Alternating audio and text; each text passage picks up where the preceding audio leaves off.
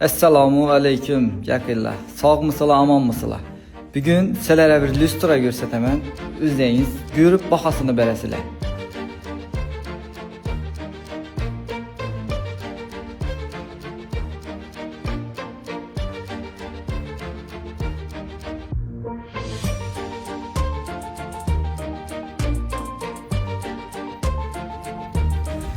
Bu lustramız 100% kristal daşlar bilan ishlangan bo'lib, razmeri 75 cm bo'ladi. 3 xil sevitda yanadi, oq, sariq, limon sevitda yanadi.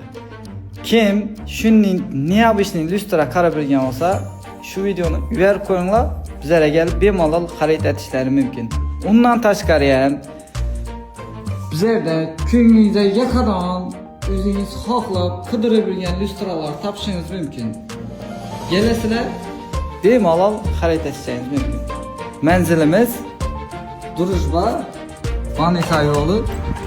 Yani Drujba centerdan kelarish, yani Vanesa tarafdan kelarishda shundan natijali patolog lustra yozilgan.